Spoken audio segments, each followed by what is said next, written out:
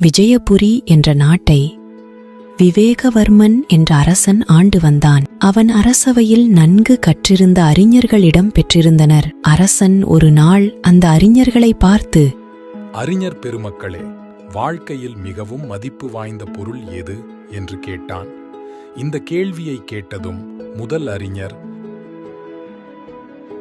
வாழ்க்கையில் மிகவும் மதிப்பு வாய்ந்த பொருள் உயிர்தான். உயிரில்லை என்றால் நம் வாழ்க்கையில் ஒன்றும் அனுபவிக்க முடியாது என்றான். இரண்டாவது அறிஞர், மன்னா, வாழ்க்கையில் மிகவும் மதிப்பு வாய்ந்தது அறிவுதான். அறிவில்லாமல் ஒருவரும் வாழ முடியாது என்று பதிலளித்தார்.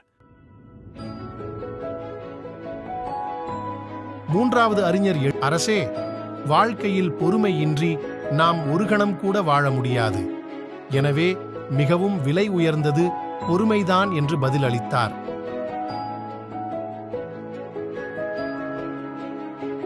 நான்காவது அறிஞர், அரசே, நம்ம பூமிக்கு வேண்டிய ஆற்றல் சூரியனிடமிருந்துதான் கிடைக்கிறது. சூரியன் இல்லை என்றால் பூமியில் உயிர்கள் கிடையாது. எனவே சூரியன்தான் உயர்ந்தது என்றான்.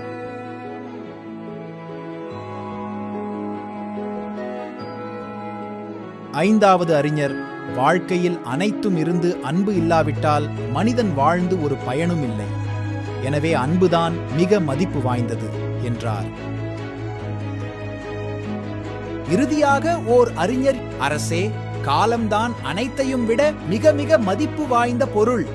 நமக்கு காலம் இல்லையானால் உயிர் இருந்து என்ன பயன்? அறிவை பயன்படுத்த நமக்கு நேரம் எது? பொறுமையாக இருக்க ஏது அவகாசம்? சூரியனை பயன்படுத்த ஏது காலம்? அன்பு காட்ட ஏது வாய்ப்பு? எனவே உலகிலேயே மிகவும் மதிப்பு வாய்ந்த பொருள் காலம்தான். ஆகவே அதனை வீணாக்காமல் நம்முடைய ஆக்க பணிகளுக்கு எந்தெந்த வகையில் எல்லாம் அதனை பயன்படுத்திக் கொள்ள முடியுமோ அந்தந்த வகையில் எல்லாம் பயன்படுத்திக் கொள்ள வேண்டும் என்றார். அரசர் அந்த ஆறாவது அறிஞர் கூறிய கருத்துதான் சிறந்தது என்று பாராட்டி அந்த கருத்தை ஏற்றுக்கொண்டார். காலத்தின் அருமையை குறித்து மிகவும் அழகாக விளக்கிய ஆறாவது அறிஞருக்கு அவர் மனம் விரும்பும் வகையில் எண்ணற்ற பரிசுகளை கொடுத்து பாராட்டினார். நீதி, காலம்தான் இவ்வுலகிலே விலைமதிக்க முடியாத பொருள். காலத்தை தவறவிட்டவர்கள் வாழ்க்கையில் முன்னேற முடியாது. எனவே இளமையிலே நன்கு கற்க வேண்டும்.